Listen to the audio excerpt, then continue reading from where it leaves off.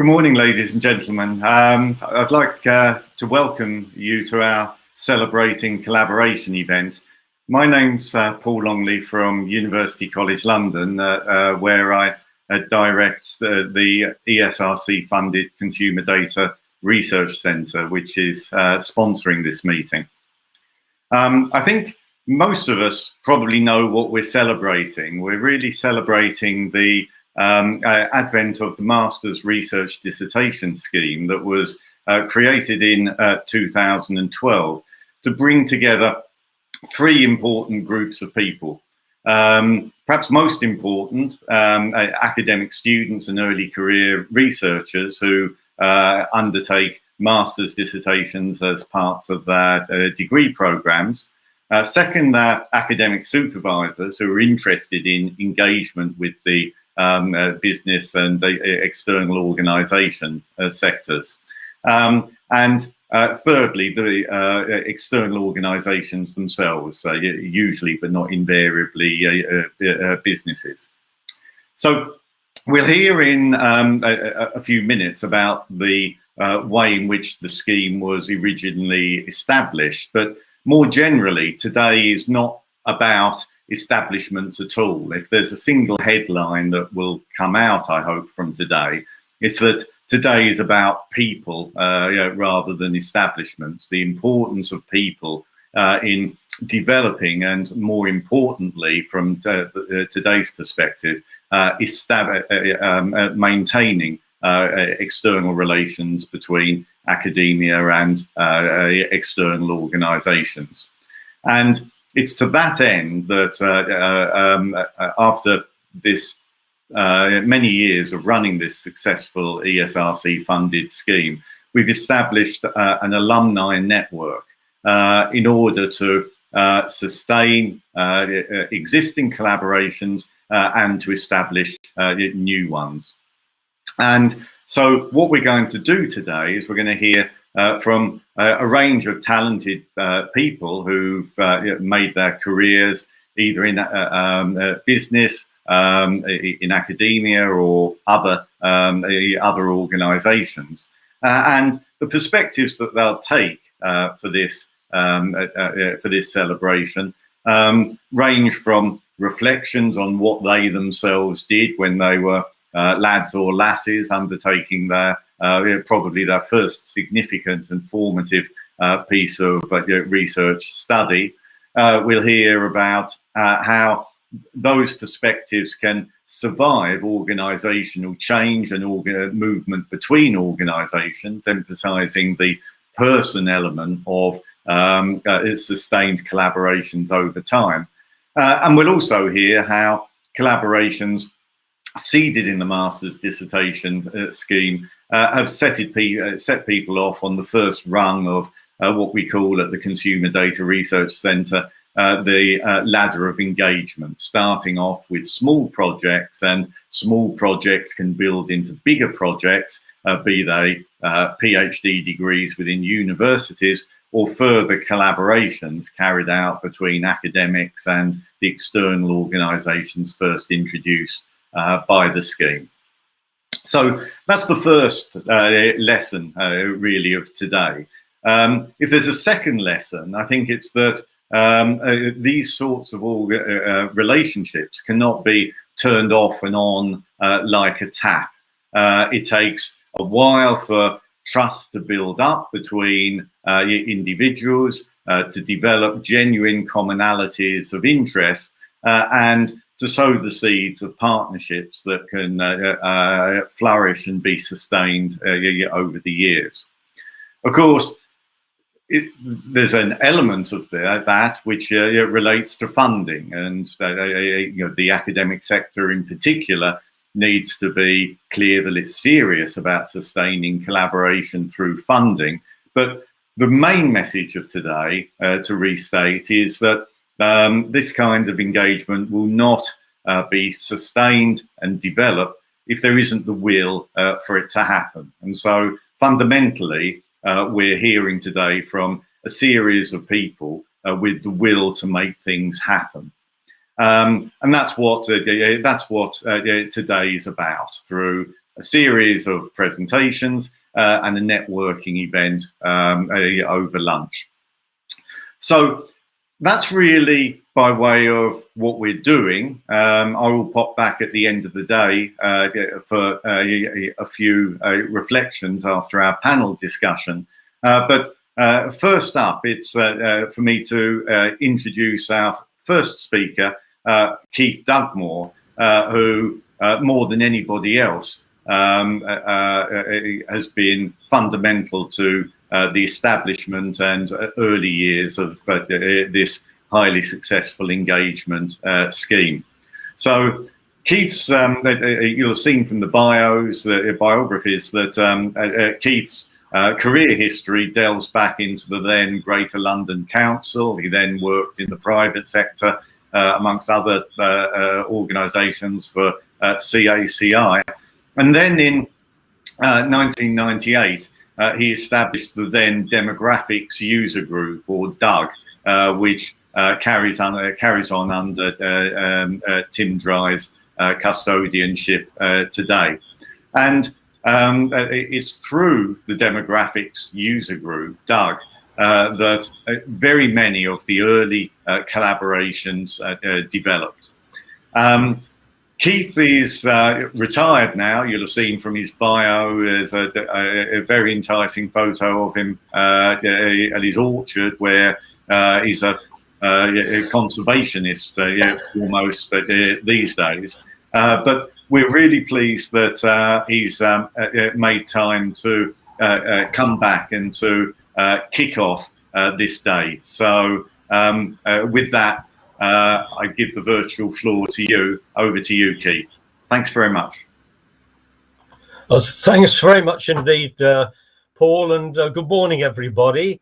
I was just so pleased when I heard from Jonathan that there was a plan to celebrate the Masters project, and it forced me to look back as to what had been going on over recent years. And I'm hoping that in the course of the day, I'll see various familiar names and faces of people who've been through it. As Paul said, my background was very much in local authority government work to start with. And then I made the leap across to the commercial world, to CACI, the California Analysis Center Inc., as it was. So a very different culture there, business culture. But in 1998, I thought that it would be possible to try and build bridges between the government world and the commercial world. And so we set up DUG. And this particularly focused on the arrival of the 2001 census. And it was a situation where commercial companies felt that they had very little contact with government, and in particular the Office for National Statistics. And conversely, friends at ONS would say, well, we do manage to talk to value-added resellers such as Experian and CACI, but we've never met anybody from Boots or Marks and Spencers or Sainsbury's. And so DUG was formed.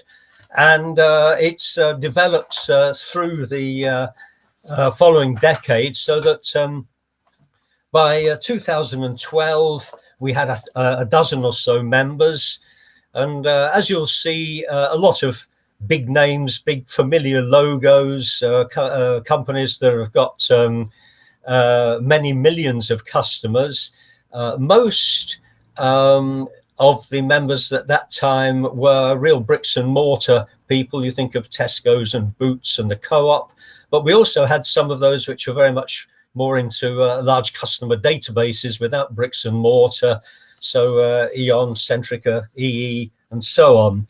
And the unifying factor with all of these was their interest in data, business to consumer rather than business to business companies. And all of them faced with major decisions about investments. And for those from the outside world, you suddenly realize that serious amounts of money were involved in opening new supermarkets or even Costa coffee outlets. So you're into the millions there. So there was a need to understand and target customers and markets. And I think another thing that wasn't widely appreciated outside was that they already had, at that time, well-established and often quite large insight teams. And so these would be people who probably have come from a maths, stats, geography background, and went into the business of analysing lots and lots of customer records, but also wanting to grab data from the census and from surveys and location data. And one of the aspects of Doug was that we did reach out to a range of academic organizations as well, which was an interesting, exciting thing to do. UCL in particular, but also Leeds and Southampton spring to mind. So there was the academic connection being made. And in 2012, I'm sure it was Paul who came up with the idea of a application to the ESRC for a project, Retail Research and Data. And two main elements of that. One was that we did a survey of major companies on retailers' need for research. And I've dug out a list here of the people that we interviewed. And you'll see that a good range of Doug member companies, but also some others, Santander with their Children's Mutual, but also Experian and CACI from the value-added reseller world. And the jobs that they had in an interesting range, quite a strong emphasis on location planning and geography, real estate, but also more broadly customer analysis. And for me, it's interesting to look at the contact names because it's a point that I'll make later on of where are they now. And these things chop and change, and it's very interesting to follow people's career trajectories. So the outcome of the survey was that retailers identified priorities for research. And so we have a sort of a league table here, or a funnel. Challenges of multi-channel retailing was very high, as indeed was the economy and regional variations. I think this was because the 2008 financial crash wasn't so far away, and that was of concern. A lot of emphasis on store networks, catchments, transport, high street. And if you look down, you'll see that online shopping was well down the list, and delivery problems even further down the list, and how the world has changed as we all suffer delivery problems now in the world of lots of online ordering.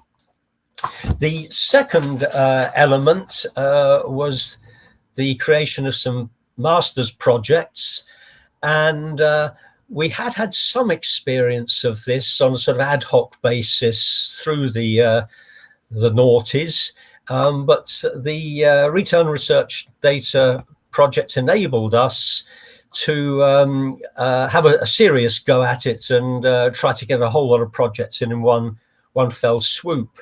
And so I'm sure all of you are familiar with the process here of seeking to get proposals from retailers and knocking these into shape of a sort of one-page project proposal. So that was quite an arduous thing to reassure them that not too much information would become apparent to their competitors. When we got through that, the publicity through the ESRC to academic supervisors and their students, and then the whole applications and selection process with students applying.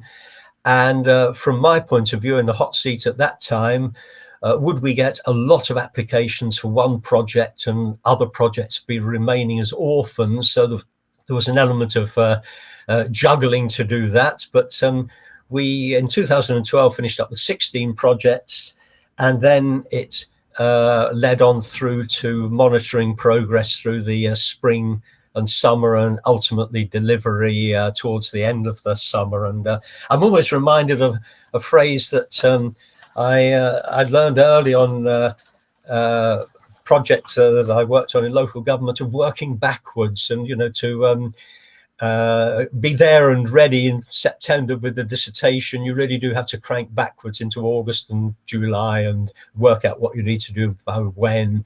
So the projects that were successfully launched and done in 2012, a whole range, a number of different companies, many DUG members, but some others, including Camelot and Wealth and Deprivation. Internet Killed the Radio Store from Dixon's. The particular one that struck me was Whitbread, and it was weather histories for regions since 2000, which I thought was a pretty obscure topic for a retailer to be seeking better knowledge on. But the origin of this was within the Whitbread business. The people responsible for sales and turnover were no doubt grilled by their superiors every month or every quarter as to how they were doing and how it compared with last year and were things growing or shrinking. And often the response from the people on the sales front was, but the weather was bad this last month compared with last year. And of course, Whitbread had no idea whether the weather was different last year. So a fun project to get involved in. And this led in the autumn to the DUG annual conference and the ESRC giving prizes to 3 of the students for their dissertations. And in that year, Matt Pratt from Southampton for Boots got first prize, and then Alistair Leake from UCL for Camelot, and Ben Clark from University of Leeds worked with M&S. So it was a nice rounding off for the day, and a lot of students attended, and a good time was had by all. Paul and I then went to a meeting of the ESRC Council I think it must have been in Swindon in beginning of 2013. And we summarized the needs for research that the retail world was experiencing. They were under severe pressure. It's very much a short-term culture, but academic analysis could help. And so we encouraged ESRC to start by fostering small-scale commitments, publicizing research issues to academics in a wide range of disciplines, and reviewing priorities again in 2013 to provide direction for collaborative research in the following year. With the master's projects, we were pleased to report that we've got 10 companies involved, despite some very tight timescales. And I think, as Paul was hinting, we sort of got cracking before everything had been signed off. There was nervousness about confidentiality amongst some of the retailers, but there were ways and means of reassuring them that there wouldn't be wonderful work done that was immediately blabbed to their competitors. And with quite a few of them, the view was that, well, if we do some good work now, we'll be ahead of them, and things are constantly changing, so you're not too precious about what comes out. And of course, the benefits were to all 4 parties. So the retailers were getting some work done on topics that they were interested in but hadn't had time to do. And they would also have a chance of having a look at a master's student and whether they might want to grab them and recruit them later. That obviously held for the students as well, who would be working on a real world project of real interest rather than something fairly anodyne. And there was, I think, a £500 bung given, which must help along a bit. For the academic supervisors and the ESRC, essentially spreading contacts and knowledge out to organizations they'd not had contact with before. And so the recommendation to the SRC was to repeat it again in 2013, to give forward linkages to ESRC's other initiatives, and to consider creating mechanisms for an annual cycle of the project. So I think on a broader canvas, the things that really came across that we were, well, wanted to build relationships, as Paul said, and seek more projects. And it was striking us that retail data is a potentially rich research resource, as you'll be well aware now from subsequent developments, linking, triangulating, exploring data, and making a systematic effort at this rather than a series of one-offs. And of course, developing education and skills, which will benefit everybody. So the recommendations to the ESRC were to continue to invest time in building relationships, spotting opportunities for more ambitious working, and further attention should be focused upon how shared interests might be pursued beyond master's dissertations, e.g. retailer involvement in DTCs or shared research projects using retailer data. And this, of course, set the scene for the subsequent very successful development of the CDRC. And when we were discussing this, there was often mention of the two-way street between the academic world and the commercial world and the benefits to both. After we'd done the initial round, the developments that took place were an annual cycle of master's projects, as some of you will be well aware. We ran it again in 2013, 2014. And in 2015, I handed over to Guy Lansley, who did a great job. And in particular, Guy introduced the idea of the students summarizing their projects on posters, both for the conference and also as a publicity for future project proposals. And that was a really good innovation. And you can see many of these summaries on the CDRC website. And of course, the CDRC was established. The things that strike me now after 10 years in terms of reflections are the value that can be created by working across sectors, and particularly in this case between commercial companies and the academic world. But the third element on the sort of stool, as one of the Marks and Spencer's colleagues referred to it, the three-legged stool, and government being another one. So I think the more of that can be done, the better. As Paul said, relationships take time to develop, building trust and seeking mutual interests. And the importance of particular personalities, I don't think can be overestimated. And there's one particular personality who you'll be hearing from later in the morning, Martin Squires, because Martin joined Doug under, I think it was Bradford and Bingley Building Society's banner, and then had, I think, another 3 moves to different companies, but remained in the group throughout. And my goodness me, it was good to have his involvement.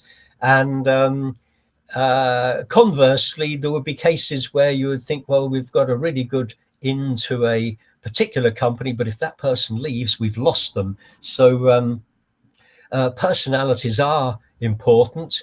And I'd encourage you to think of old friends and contacts reappear in new and influential roles. And so this is a way of broadening the base and getting to know people. And I was reminded when I was thinking about this of in my time at CACI, we were all given a CACI management manual with cartoons and slogans and things.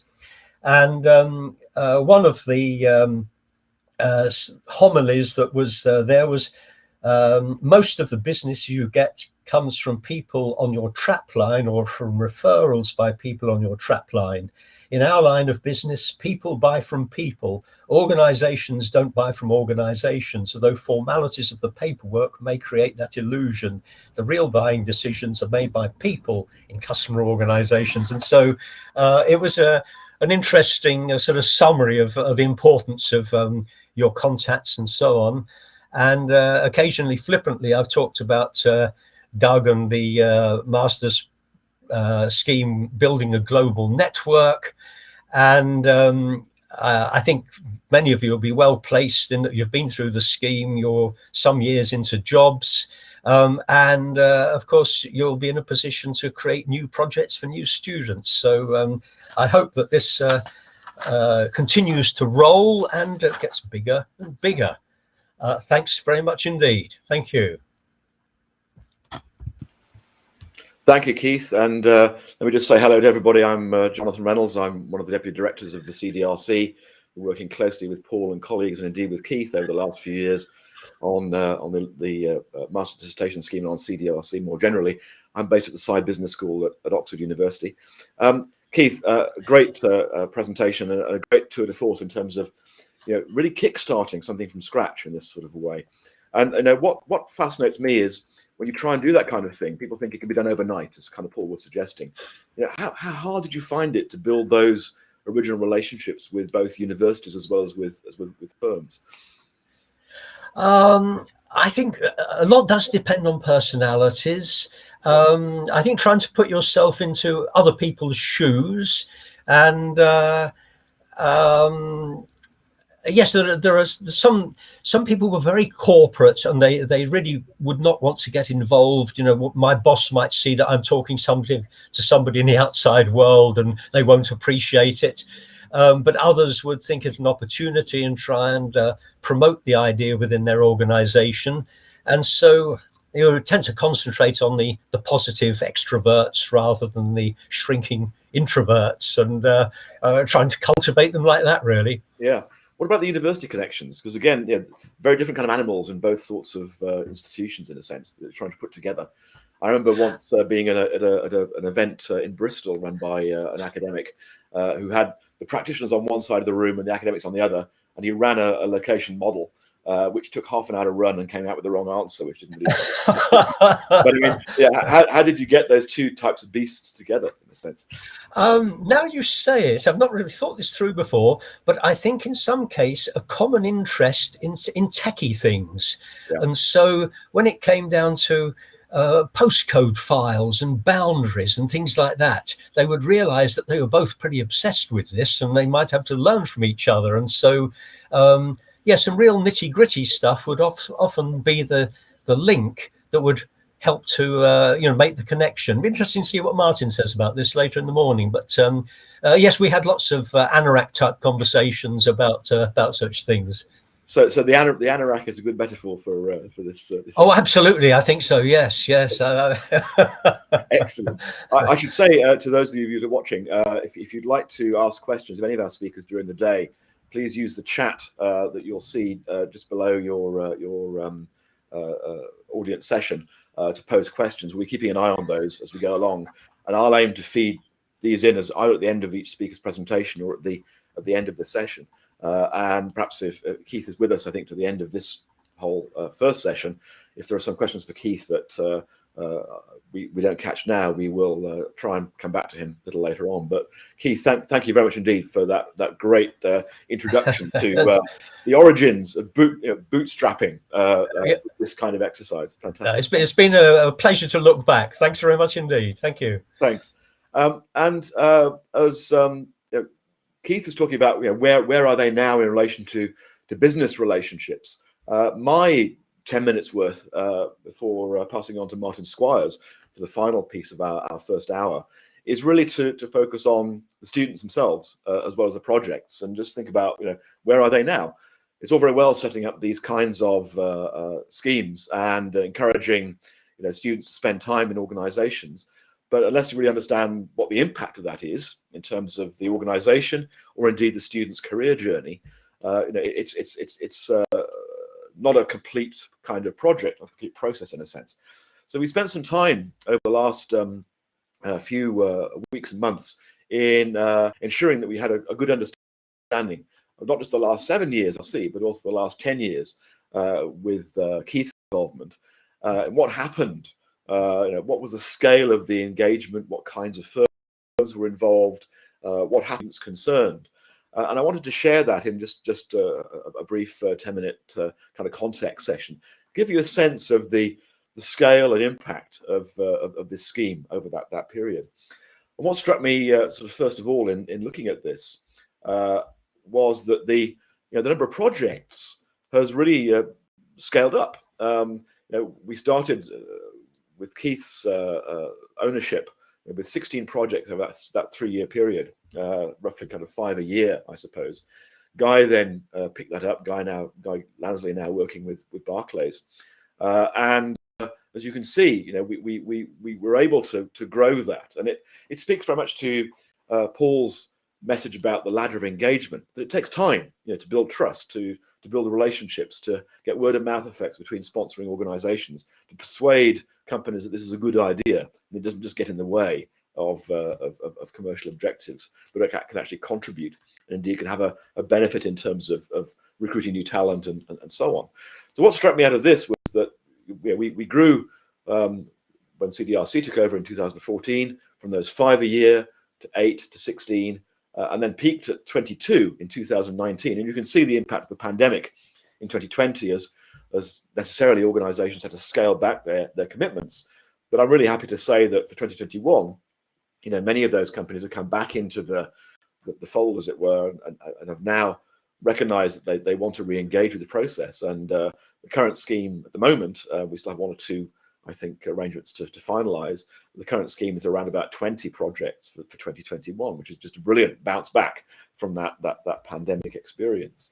So that's 126 projects, including the current ones, over that extended period, over those 10 years. And that, I think, is a brilliant kind of testament to the loyalty of some firms, but also the increasing engagement with other institutions, other universities. And here's a sense about where students come from. I've missed off UCL, Liverpool, and Oxford and Leeds from this map, or from the list of institutions. Sure, we've played our part as the kind of consortium of universities working on this, but you can see from the map and from the logos, the extent to which the university side has grown. We now have 21 institutions who have played a part over the 10-year period in this, and continue to be engaged. And it's a widespread number of institutions. And again, a little bit like Keith's point, this comes back to the relationships that within the universities. So those running the courses, the program directors, the heads of departments, those who are interested, in perpetuating these kinds of connections. So it's very much a kind of a matching process between enthusiastic program directors in different departments, different universities, and enthusiastic commercial managers within sponsoring businesses. But 21 institutions, I think, is a pretty good sort of spread. And from which courses? Well, we end up, we couldn't look at the full 10 years. We managed to delve into, I think, the CDRC period, about 96 students, and 34 courses. And you can see from this word cloud that it's a really interesting kind of mixture of words from the course titles. But the dominant one is geographic, as you'd expect, information, science, data analytics, business, systems. Those are the dominant kind of features of programs. And again, it speaks to the number of courses that we have across the UK in these sorts of subjects that we're able to tap into, quite a large existing range of programs. And in looking at the way in which those programs have evolved, we've seen the titles evolve to talk more about data science, for example, and perhaps less about geographic analytics. And that evolution has been reflected in the different talent pool that we've been able to draw from to link students to sponsoring companies. And if you think about the companies themselves, well, looking over the last 10 years, in fact, in this case, the full length, 53 sponsors, 53 sponsoring companies. And Keith talked a bit about his experience with those first 16 students over that first 3-year period. And you'll have seen, the more eagle-eyed of you looking at the slide, that the majority of those were retailers. And certainly in the total mix, retailers make up a reasonable proportion. So about 13% of those companies were non-food retailers, around about 8% were grocery retailers.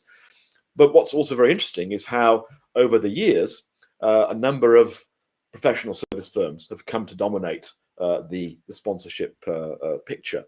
I think this itself is really interesting because this speaks to the way in which the sector itself has become professionalized.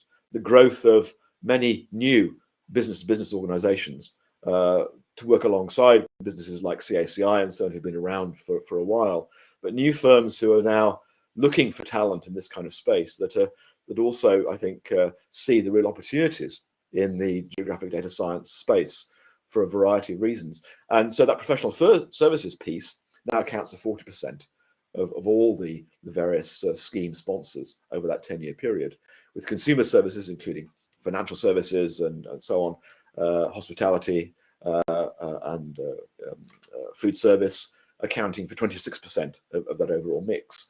And we even had a number in public sector, some local authorities, for example, and in manufacturing, a small number there. So, this started as a scheme that was really around retail, and I think retailing is still an important part of that because, of course, the grocery retailing piece, there are a small number of companies in the UK present in that space, and so it's unrealistic to expect them to grow that pie. But it's great to see the variety of sponsors that we've seen coming through the whole process, and just to kind of I think cheer on, celebrate the companies that have been most loyal to this scheme. There are three, I think, who stand out for us looking back at the sponsorship arrangements.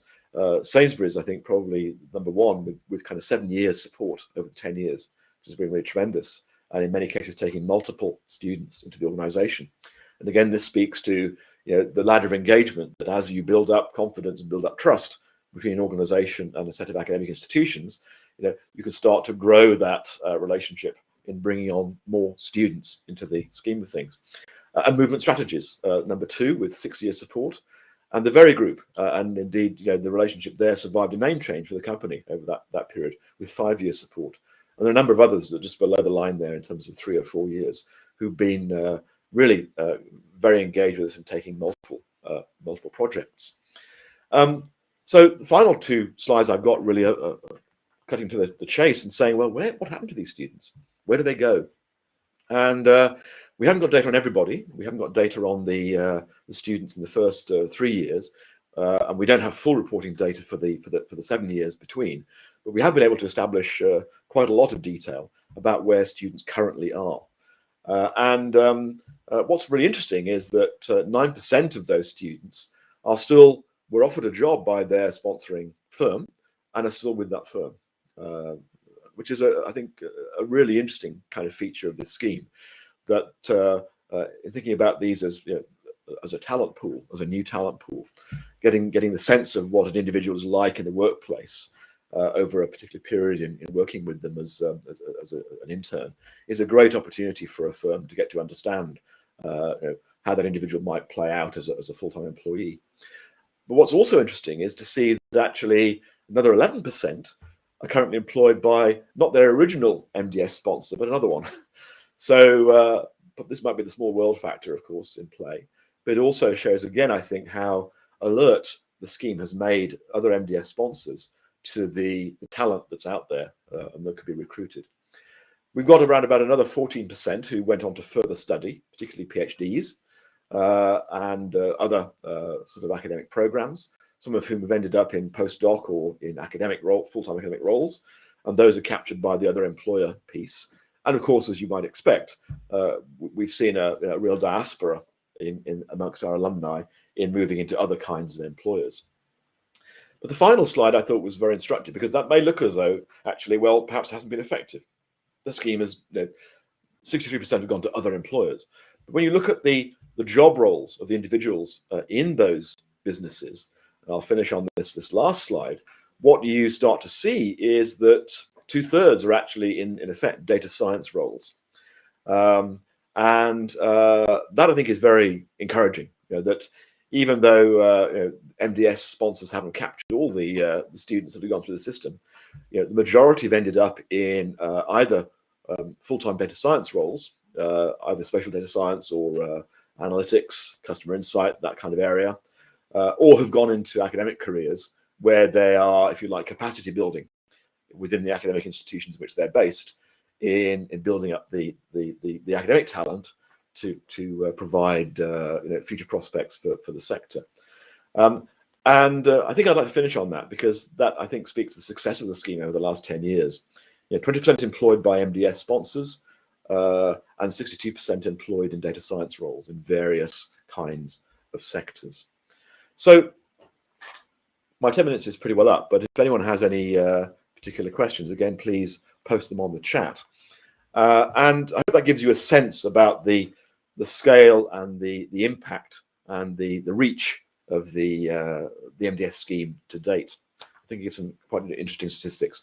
We're going to be hearing from 7 of those alumni after the break. Before we get to that, I'm going to take the chance to introduce our final contributor for this block of presentations.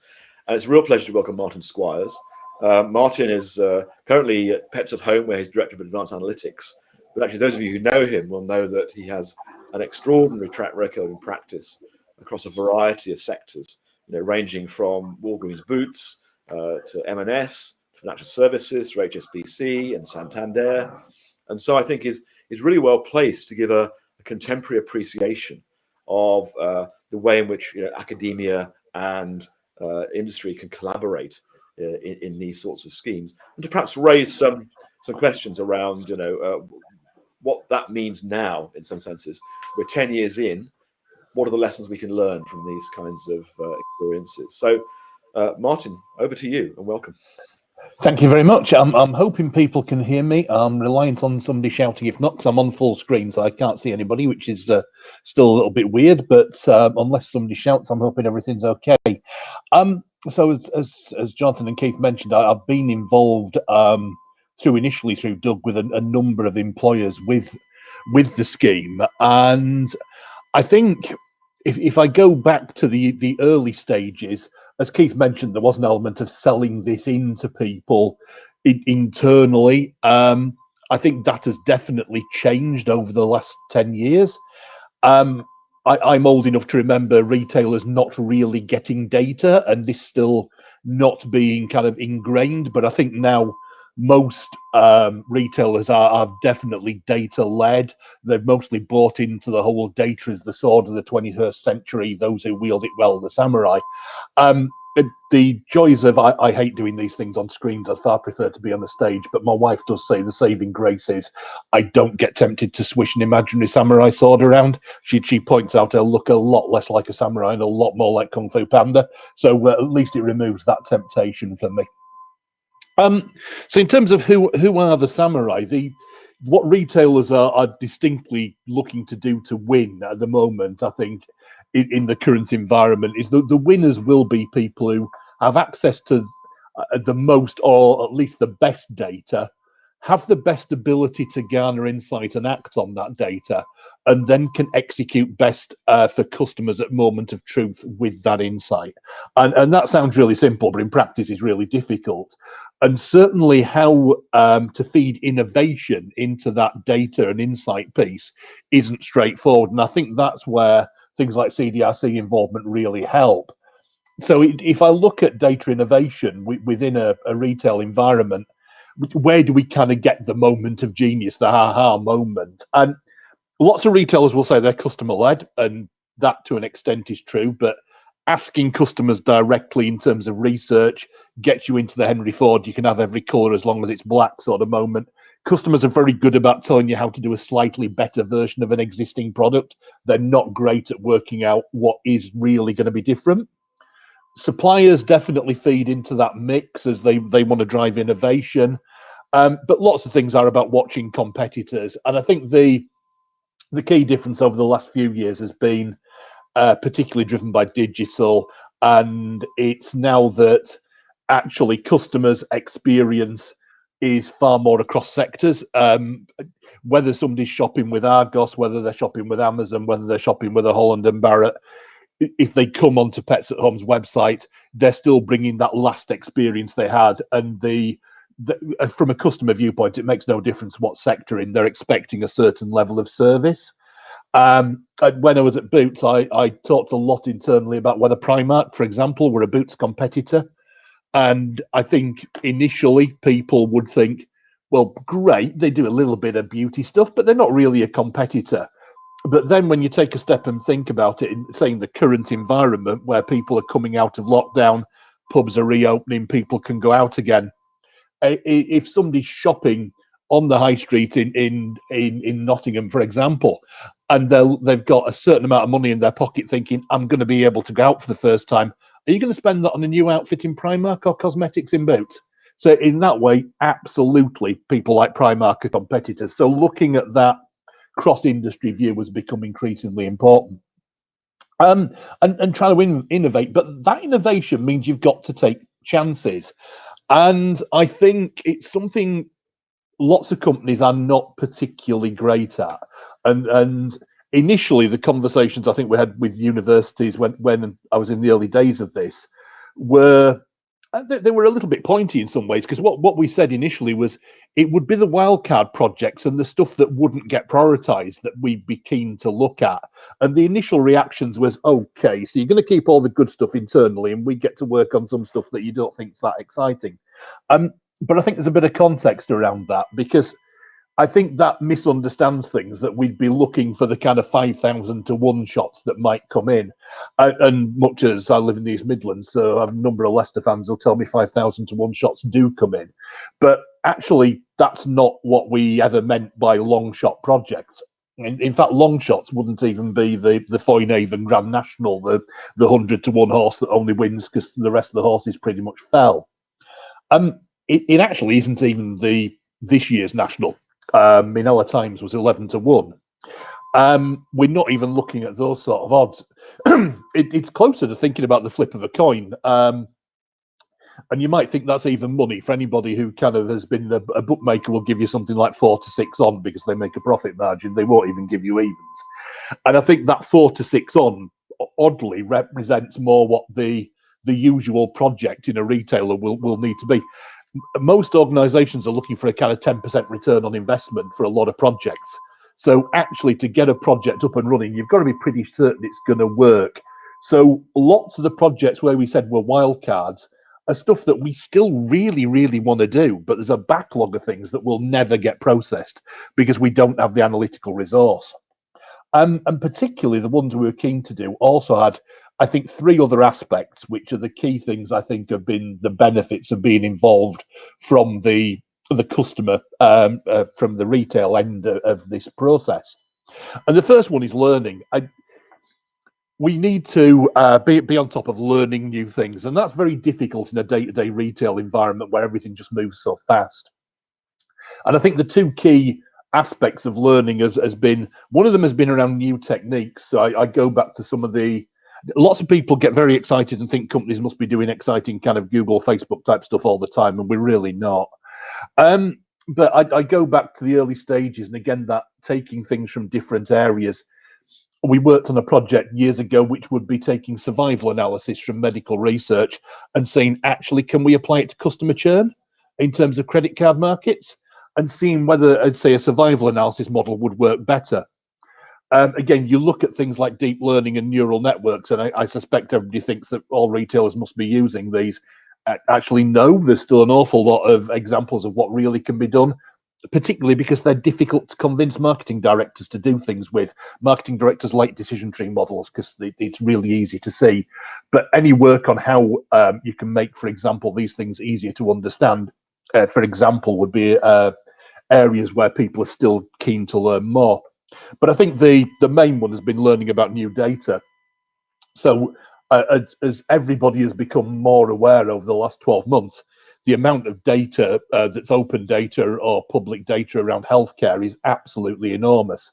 So a lot of the involvement with Boots was around projects where we just simply couldn't keep an existing member of the team permanently engaged to understand new data sets, figure out where we could get them, work out if they were going to actually add value. So actually looking at projects which would look at some of the new data sets and see what's exciting and where can we gain a commercial advantage, what will give us better insight is definitely something that's an enormous plus. It's the sort of thing we just simply don't get the time internally to do a proper job of, and a proper job with proper academic rigor. So that new data is a key point. And the other thing that we want to do is de-risk this kind of search for the stars, if you like. And by de-risk, I mean, if you're going to spend a lot of money on a new data set or investigating new techniques and software, it's a bit of a high wire act. If it all goes wrong and I've spent a considerable amount of time or money on a project, it's a hell of a long way to fall off the tightrope. I think by using CDRC projects, we can learn with a lot less risk.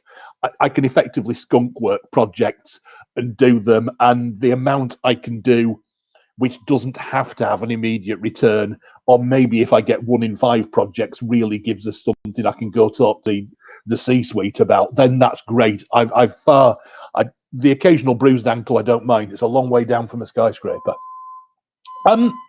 The third thing I think is the area of data science for social good.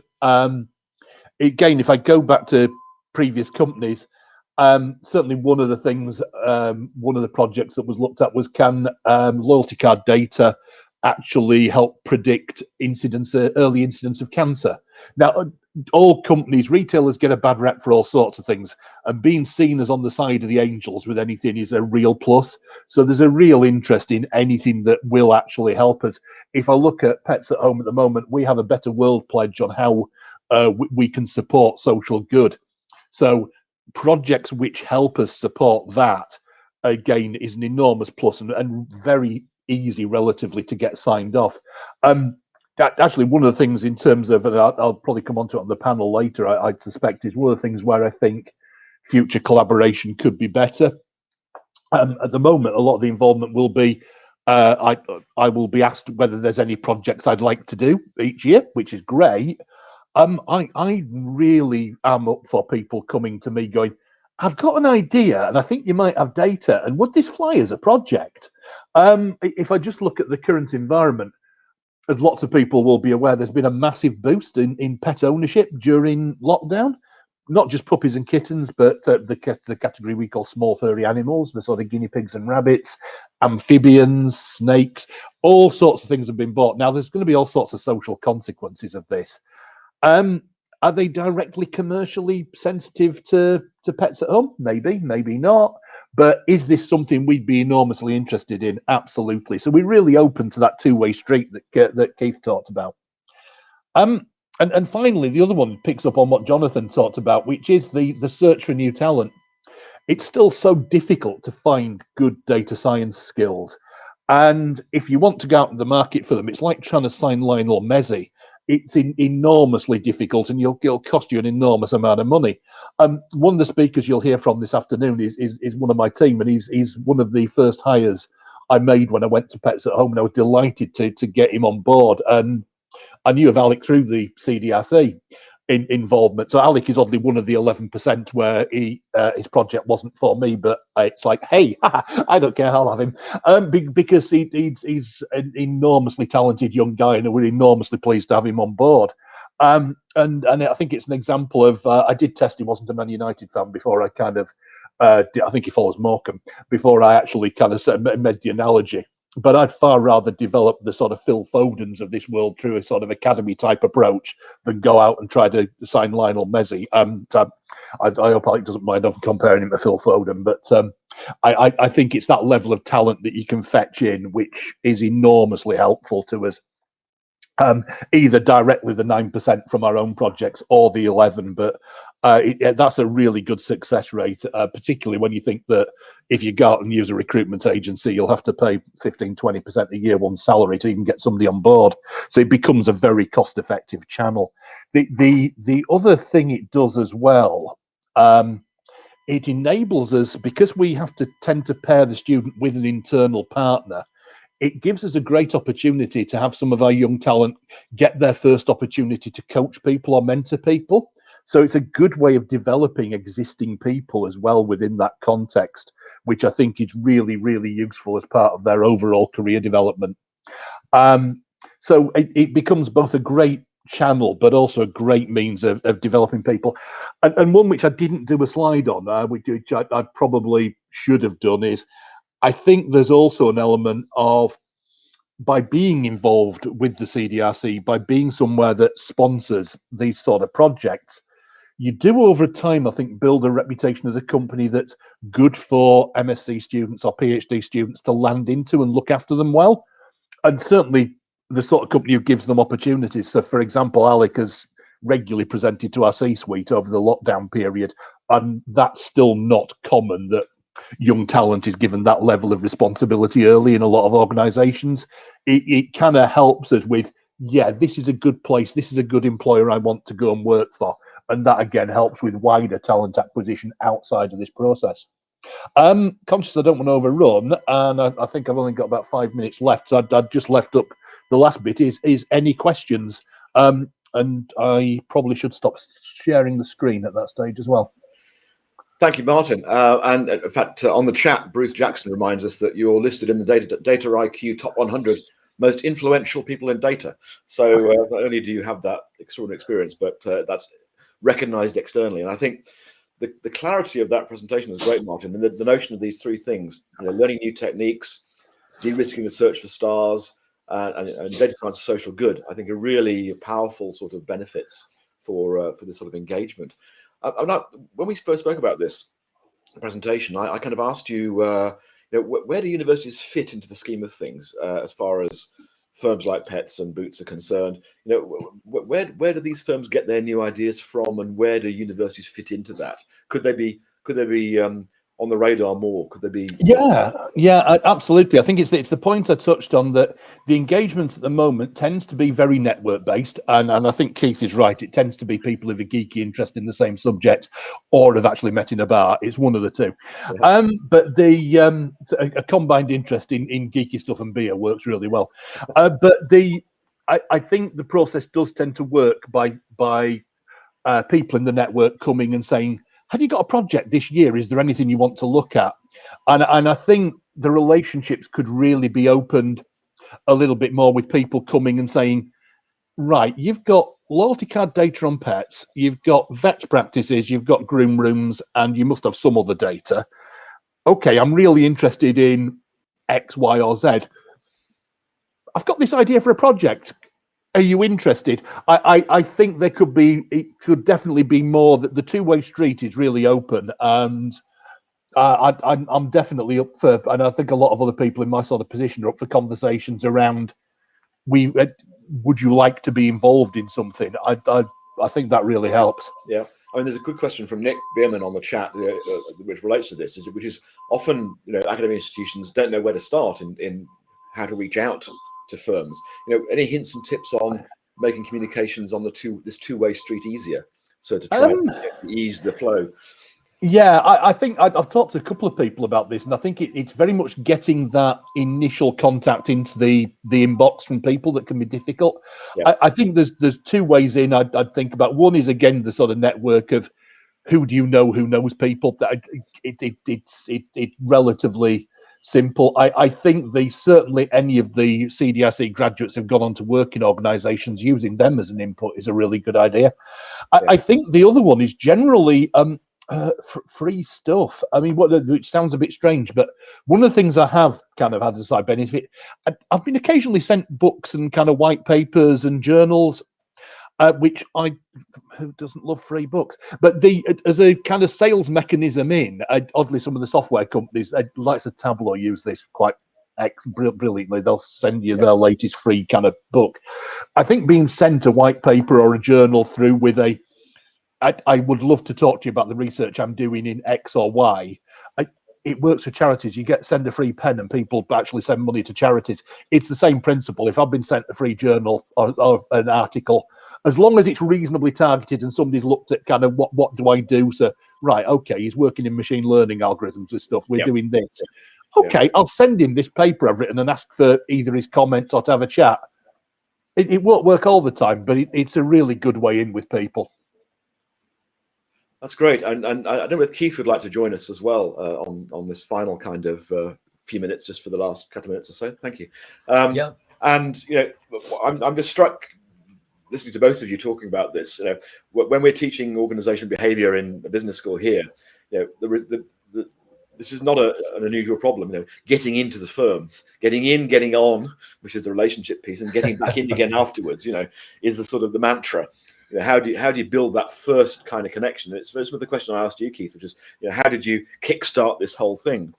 What is really nice is this ladder of engagement when you get almost like a flywheel. When you get the relationship going, building confidence and building trust. Then you get to things like the things that Martin talked about, the word of mouth, that the company is doing good things, that is at the forefront of thinking, and so on. And that, I think, is a really powerful sort of cumulative effects or snowball effect that you can see from this. But it's that getting started that always so daunting for the typical student. How do I even get an email address, or how do I contact someone in firm X? I think Jonathan, that there are a couple of things strike me on that. One is that external professional societies and so on, if you come across Royal Statistical Society or something concerned with census analysis, and you get a chance to rub shoulders with other people who are interested in the same topic, I think that helps. But also, I do think about how far you've brought the alumni network now. And that alone gives a chance to start talking to other people, doesn't it? And, you've got other companies, people that you might have been in the same year with, and it breaks the ice. And once you start talking, and then if you've got a common technical thing together, then it goes from there. So do use the alumni network, certainly. Yeah, absolutely. We've got a question in the chat from one of the audience saying, we've made massive progress in terms of unlocking privately held data for public good, which is the point that Martin was making in response to COVID in particular. There's a real fear that companies could move back to positions that focus on commercial IP of data. What are the challenges there, and how might that move back be kind of overcome, do you think? If you think there is a potential for a move back. My own view is the genie is out the bottle, and I think people have realised that nothing went badly wrong by doing this. Right. I think COVID to me has done a couple of things. It's helped with that. It's also brought a massive focus on data quality. So some of where we struggled because data wasn't of a good enough quality to analyse, it's put a real focus on that needs fixing, which is great in itself. But yeah, we kind of did the thing that worried people for ages, and nothing bad happened. So I think the genie won't go back in the bottle. I'm totally with Martin on this one, and I'm really struck that in government in the last 5 or 10 years there's been a lot of pressure for more data sharing, but there were practical reasons why not, and barriers and so on. And the only way of overcoming that was to point to the benefits of data sharing. And my goodness me, how we've seen benefits of data sharing in the last few months. Difficult to reverse all that. Really is. Yeah, absolutely right. That's a good positive note to finish on, I think, for this session. Nick Bierman on the chat has just taken advantage of your suggestion, Martin, to promote books, and has said that if you'd like a copy of his book, GIS Research Methods, he's even posted the link, I think. And I suppose if you're interested in being a marketer, I'll waive my book as well. So feel free to have a copy of that. But we should probably take a short break here. Let me just thank particularly Keith and Martin for just a couple of great contributions. Martin's going to come back and join us on the panel at the end of the day. But let's take a 10-minute break at this point. And when we come back, we'll be hearing from a number of the alumni who have benefited from this scheme over the years. Cheers. Speak to you later.